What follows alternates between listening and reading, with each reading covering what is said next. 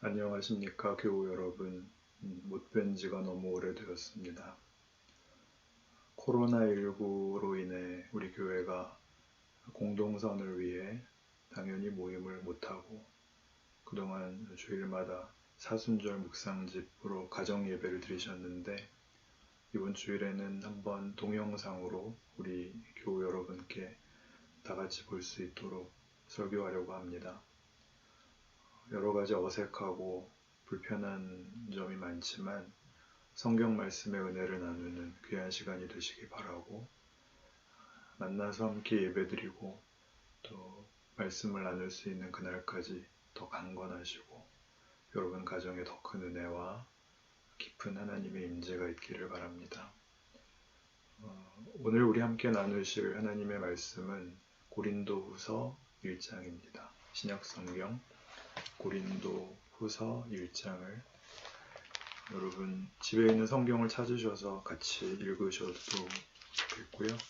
성경이 없으신 분들은 그냥 잘 들으시면 되겠습니다. 고린도후서 1장 1절부터 11절 말씀까지를 제가 읽겠습니다. 말씀 봉독할 때 우리 각자에게 허락하시는 하나님의 음성에 귀 기울이실 수 있기를 바랍니다.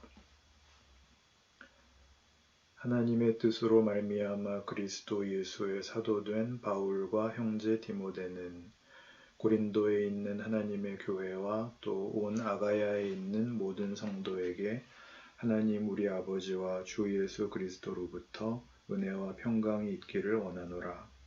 찬송하리로다. 그는 우리 주 예수 그리스도의 하나님이시요 자비의 아버지시요 모든 위로의 하나님이시며 우리의 모든 환난 중에서 우리를 위로하사 우리로 하여금 하나님께 받는 위로로서 모든 환난 중에 있는 자들을 능히 위로하게 하시는 이시로다.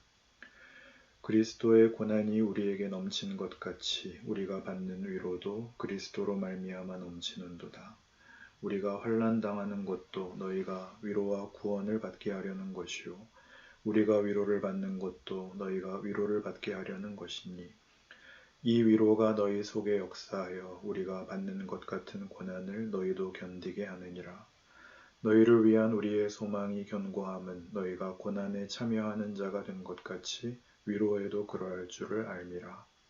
형제들아, 우리가 아시아에서 당한 환난을 너희가 모르기를 원하지 아니하노니 힘에 겹도록 심한 고난을 당하여 살 소망까지 끊어지고 우리는 우리 자신이 사형 선고를 받은 줄 알았으니 이는 우리로 자기를 의지하지 말고 오직 죽은 자를 다시 살리시는 하나님만 의지하게 하심이라. 그가 이같이 큰 사망에서 우리를 건지셨고 또 건지실 것이며 이후에도 건지시기를 그에게 바라노라. 너희도 우리를 위하여 간구함으로 도우라. 이는 우리가 많은 사람의 기도로 얻은 은사로 말미암아 많은 사람이 우리를 위하여 감사하게 하려 함이라. 아멘. 고린도후서는 그 사도 바울이 고린도 지역의 교회에 보낸 두 번째 편지입니다. 이 고린도후서를 쓰는 사도 바울의 당시의 정황, 또 심정 같은 것을 제가 종종 인용하곤 하는 그 톰 라이트라는 신학자가 이렇게 잘 설명해 놓은 것이 있어서 시작하면서 제가 한번 소개하려고 합니다. 바울이 고린도에 보낸 두 번째 편지는 첫 번째 편지와 사뭇 다르다. 무언가 참담한 일이 벌어졌고 우리는 바로 첫 구절에서부터 그의 고통에 공감한다. 이 편지에서 바울은 슬픔과 상처 또 그 해결 방안에 대해 유례없이 깊이 내려가 씨름하다가 예수님이 우리를 위해 또 우리와 함께 고난을 받으시고 승리 가운데 부활하셨다는 의미에 대해 훨씬 더 깊고 또렷한 비전을 보여주며 다시 부상한다. 이 편지는 그 자체로 슬픔을 헤치고 나와 햇살 속으로 들어간다. 그리고 그러한 여정을 시시때때로 몸소 헤쳐가는 우리에게 많은 것을 가르쳐준다.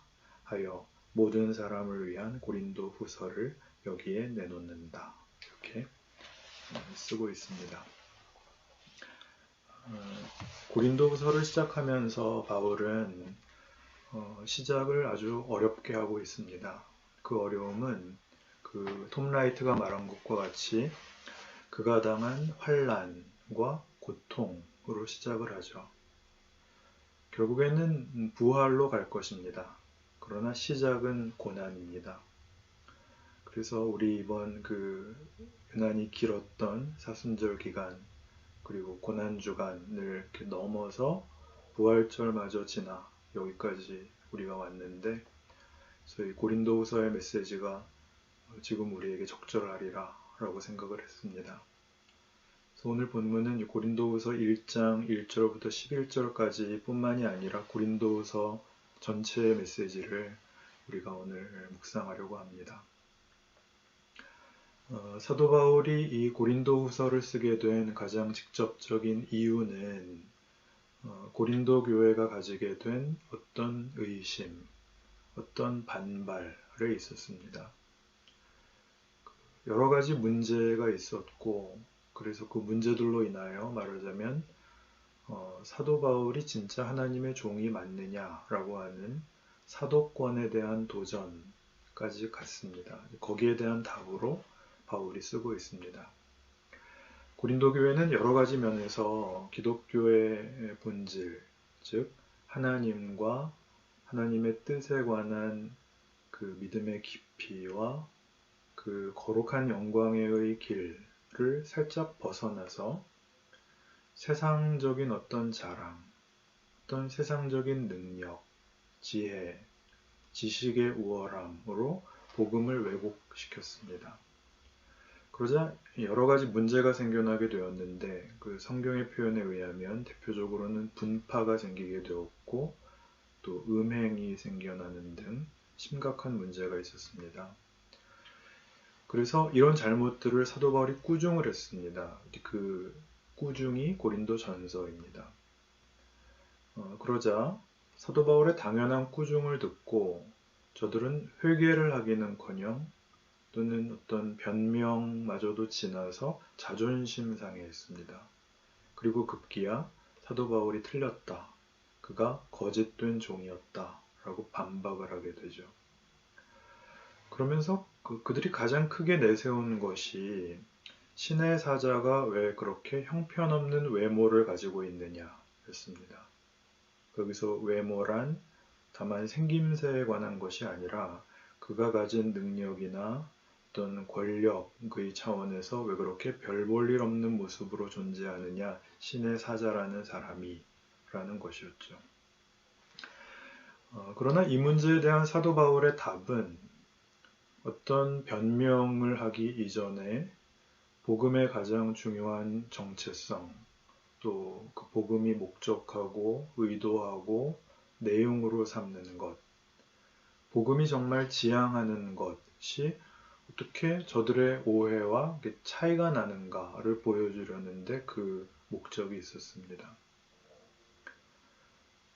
복음에 대한 오해로 제일 많이 등장하는 것은 이것이 복이고 그것이 하나님의 뜻이고 그 하나님은 천지를 지으시고 전지전능하시고 심판권을 가지신 하나님이 그의 뜻을 이루어 나가시는 일에 왜 고난 혹은 좌절 같은 일들을 허용하는가 하는 것입니다. 우리가 생각하기에는 창조주이시고 섭리자이시고 심판자이신 하나님이 하시는 일이라면 감히 반대하는 세력이 있을 수 없고, 또 우리 보통 하는 얘기대로 만사형통해야 되지 않느냐라고 생각을 하는데 바울은 그렇지 않다라는 얘기를 하는 것이죠. 성경에는 이런 식의 그 복음에 대한 오해와 다른 그런 내용들이 많이 나오는데요. 대표적으로는 마태복음 16장 사건 같은 데 보시면 복음은 세상과 이렇게 다르다라는 내용들이 이렇게 드러납니다. 잘 아시는 그 베드로의 신앙 고백이 나오는 장면입니다. 가이사랴 빌립보 지방에서 예수님이 제자들에게 묻습니다. 사람들이 나를 누구라 하느냐? 엘리야 같은 분이라고 합니다. 헤롯이 살해한 세례 요한이 다시 돌아왔다고 합니다. 너희는 나를 누구라 아느냐? 베드로가 주는 그리스도시요 살아계신 하나님의 아들이십니다. 예수님이 크게 칭찬하시죠. 바요나 시몬아 네가 복이 있도다. 이를 내게 알게 하니는 혈육이 아니요 하늘에 계신 내 아버지시니라. 너는 베드로라. 내가 이 반석 위에 내 교회를 세우리니 음부의 권세가 이기지 못하리라. 내가 천국 열쇠를 내게 주리니 내가 땅에서 무엇이든지 매면 하늘에서도 매일 것이요 네가 땅에서 무엇이든지 풀면 하늘에서도 풀리리라. 그리고 이어서 인자가 죽어야 된다라고 하죠. 그러니까 그 복된 고백을 한 베드로가 금방 이렇게 얘기합니다. 우리의 그 상식과 일치합니다. 주여 그리 마옵소서 이 일이 결단코 주에게 일어날 수 없습니다. 죽으시다니요. 그게 무슨 말씀이십니까? 우리가 있지 않습니까? 죽는다는 게 무슨 말입니까? 그러자 예수님이 조금 전에 하신 그 복된 약속과 동일한 무게로 이렇게 꾸짖으시죠. 사탄아 내 뒤로 물러가라. 너는 나를 넘어지게 하는 자로다. 네가 하나님의 일을 생각지 아니하고 도리어 사람의 일을 생각하는도다. 이렇게 됐죠. 하나님의 일, 그러니까 하나님이 우리에게 담고 싶은 일에 대해 성경은 언제나 시험을 지나야 되고 도전을 지나야 되고 좌절과 눈물과 한숨과 맨 나중에는 자포자기의 심연에까지 내려가야 된다라고 얘기를 합니다. 예수님이 십자가를 지셨다라는 사실을 잊어서는 안 됩니다. 십자가는 뭘까요?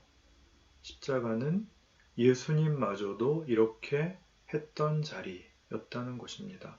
아버지여 할만하시거든 이 잔을 내게서 비켜 주옵소서였고 나의 하나님 어찌하여 나를 버리시나이까 까지 내려간 자리인데 그것이 마지못해서 간 자리, 어쩔 수 없어서 간 자리가 아니라 하나님 아버지의 기쁘신 뜻이었다고 에베소서 1장에서 이야기를 하죠.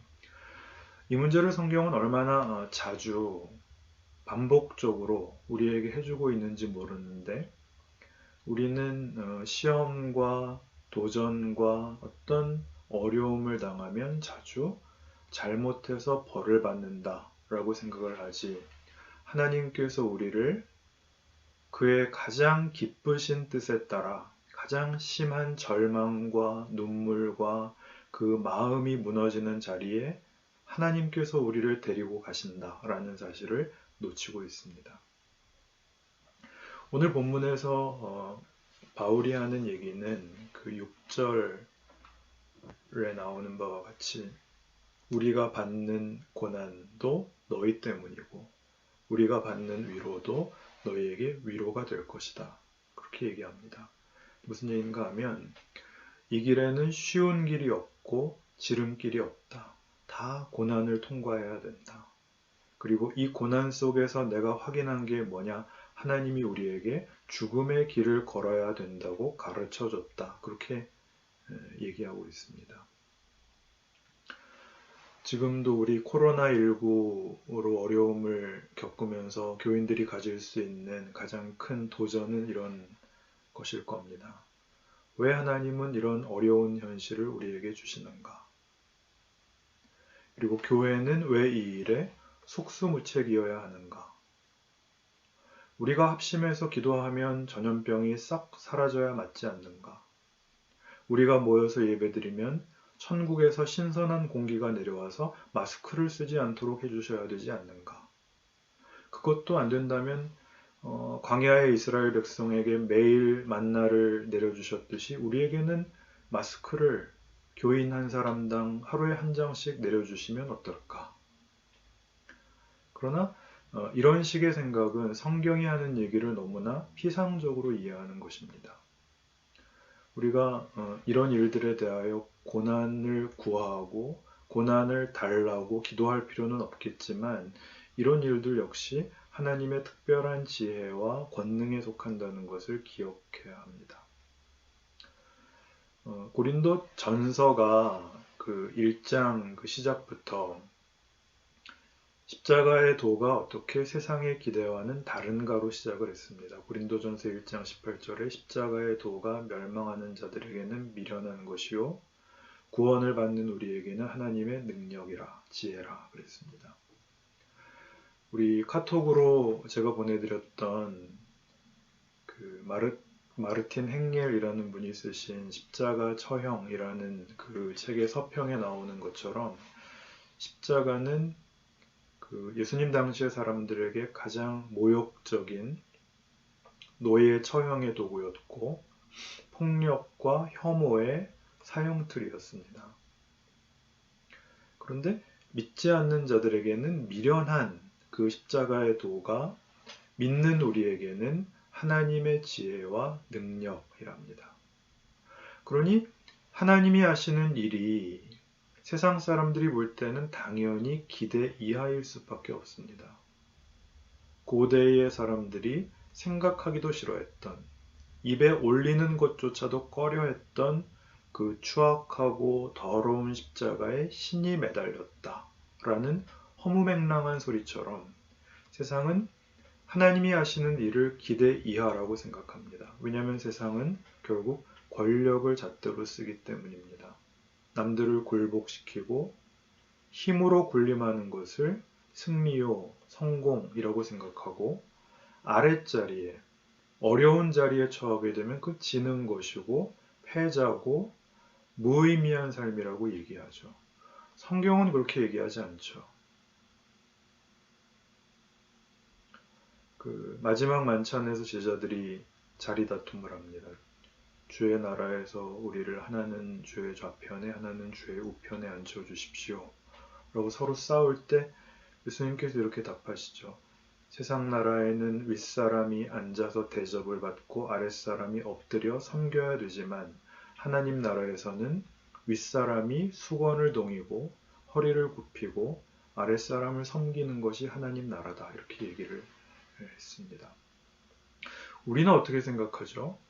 이 땅에서 사는 동안 예수 잘 믿어서 복받고 고지를 점령해서 하나님께 영광 돌리는 삶을 살다가 죽어서 천당 가면 또 편하게 영생하자.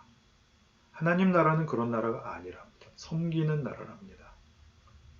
여러분 그런 하나님 나라, 그런 천국 가고 싶으십니까? 세상에서는 납득하기 어렵고 승복되지 않는 내용이지만 생각해 보세요. 인간의 진정한 행복은 폭력과 공포로는 만들어지지 않습니다. 진정한 인간의 그 자기 항복은 인간성의 회복이죠. 인간성의 회복, 겸손과 섬김으로 말미암는 사랑, 인간된 존재의 깊은 의미에 대한 자기 확인, 이것을 약속하는 것이 기독교 신앙이고 그것이 바로 성경이 하고 싶은 얘기입니다. 예수님은 요한복음 10장에서 이렇게 얘기합니다. 내가 양의 문이다. 양 우리에 들어갈 때에 문으로 들어가지 않고 다른 데로 넘어 들어가는 자는 도둑이며 강도다. 도둑, 강도, 그건 세상의 원리를 얘기하는 것인데요. 여러분, 우리가 살아가는 세상의 원리는 종교마저도 모든 종교는 결국 힘을 얻기 위한 수단에 불과하죠. 신의 힘을 빌어 내가 잘 되는 것. 그러나 예수님은 아니라는 것입니다. 그분을 통과할 때만 양은 꼴을 풍성히 얻고 그리고 그 생명의 부요함을 얻게 된답니다. 예수님만이 길이고 생명이고 진리고 복이랍니다. 예수가 누군데요? 여러분, 그 언제부턴가 사람들이 기독교라 그러면 안 되고 정확히는 개신교를 개독교라고 하고 목사를 도둑이고 강도라고 합니다. 왜 그럴까요? 예수가 안 보인다는 것입니다. 요한복음 10장의 이 말씀과 일치합니다. 예수로 말미암지 않고는 다 도둑이고 강도다. 자기들이 볼 때 어느 교회가 예수의 정신으로 살고 있냐. 이런 감염병 상황에 예수라면 어떻게 하셨겠냐. 잘 모르겠지만 적어도 지금 교회처럼 자기만 생각하고 아나무인으로 굴지는 않았을 것 같다. 교회가 하는 짓을, 그 태도를 봐라. 신천지와 뭐가 다르냐. 여러분, 사실 기독교는 욕먹는 종교입니다.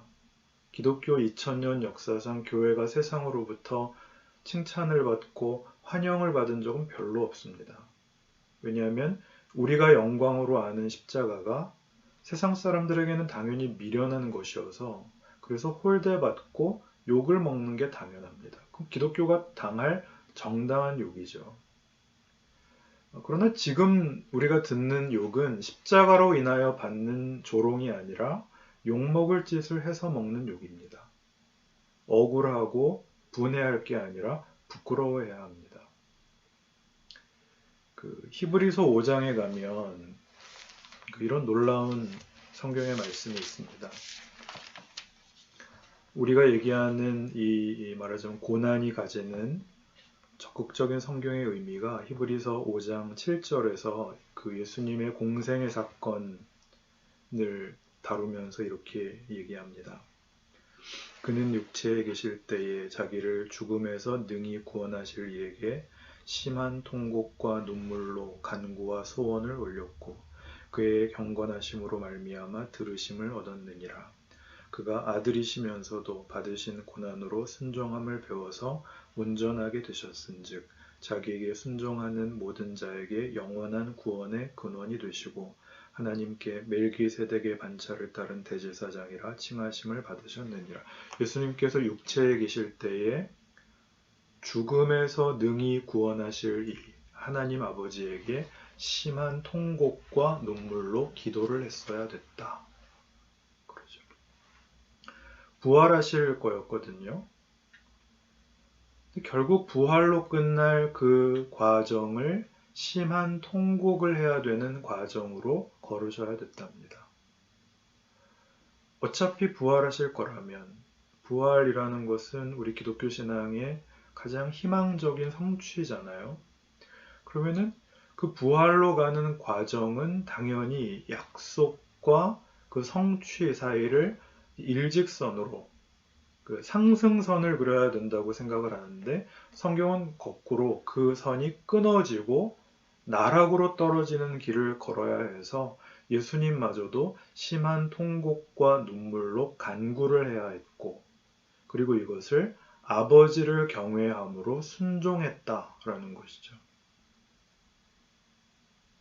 그러니 이 고난을 순종하는 거기가 말하자면 우리 기독교의 가장 중요한 내용이 담기는 완성되는 하나님의 방법이고 과정이라고 얘기합니다. 기독교 신자들이 걷는 인생에서 예수를 믿는다라는 말은 세상에서 일어나는 모든 도전과 위협 속에서 하나님의 자녀라는 이름이 가지는 존재. 내가 얼마나 신앙이 좋으냐. 내가 얼마나 기도를 오래 하고 많이 하고 얼마나 응답을 받느냐. 이거보다 훨씬 크게 이 모든 일의 주인이 하나님이신데 하나님이 이 도전과 위협 속에서 뭘 하시려고 그러고 우리에게 뭘 도전하시며 뭘 채우려 하시는가라는 차원에서 지금 현실에 대한 생각과 반응과 책임을 진다. 그렇게 말씀합니다. 인생을 살아가면서 우리는 모르는 길을 걸을 때가 너무 많습니다.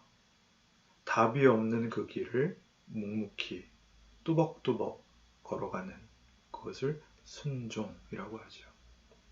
조급한 해결을 구하지 않고 어차피 승리할 길이라는 것을 아는 자의 받는 고난을 묵묵히 감수하는 그게 신앙입니다. 세례 요한이 예수님을 가르쳐서 이렇게 얘기했죠. 세상 죄를 지고 가는 어린 양을 보라. 이게 사도 바울이 고린도 교회 교인들에게 설명하는 복음의 가장 중요한 내용이고 예수를 믿는다는 말에 대한 그의 항복인 것입니다.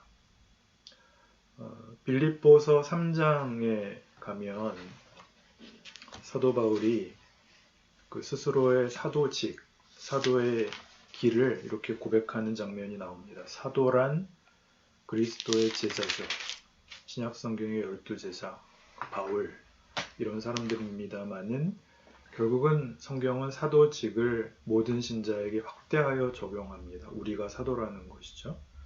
빌립보서 3장 10절 제가 읽겠습니다. 내가 그리스도와 그 부활의 권능과 그 고난의 참여함을 알고자 하여 그의 죽으심을 본받아 어떻게 해서든지 죽은 자 가운데서 부활에 이르려 하노니 내가 이미 얻었다 함도 아니요 온전히 이루었다 함도 아니라 오직 내가 그리스도 예수께 잡힌 바된 그것을 잡으려고 달려가노라. 형제들아 나는 아직 내가 잡은 줄로 여기지 아니하고 오직 한 일 즉 뒤에 있는 것은 잊어버리고 앞에 있는 것을 잡으려고 표대를 향하여 그리스도 예수 안에서 하나님이 위에서 부르신 부름의 상을 위하여 달려가노라. 그리스도와 그 부활의 권능과 그 고난에 참여하고 싶다. 부활만 권능이 아니라 고난도 권능이라는 것입니다. 그래서 그의 죽으심을 본받아 죽은 자리에서 부활해 가는 그 과정을 걷겠다라는 것이죠. 그래서 그는 표대를 향하여 앞으로 나아가고 있죠. 그리고 그 뒤에 가면 우리 교회 올해의 표어가 나옵니다. 16절 오직 우리가 어디까지 이르렀든지 그대로 행할 것이라. 지난한 일상 그러나 따지고 보면 늘 새로운 하루 어제 위에 또 하나를 얻는 그런 깊이를 더하는 날들 한 걸음을 더 내딛는 눈에 보이지 않는 성장과 진보의 날로 충성과 순종과 고난까지도 약속하는 것입니다. 이것이 모든 신자들이 자신의 인생을 사는 현실에서 예수를 믿는다는 그 말이 가지는 뜻을 아는 그래서 하루를 살아내는 유일한 힘이어야 맞다고 생각합니다. 그것이 부활신앙인 것이죠. 기도합시다.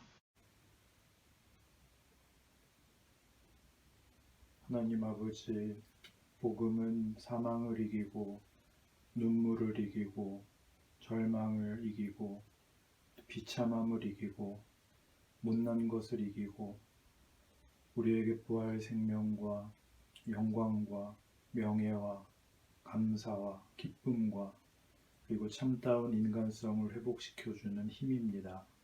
유일한 구원입니다.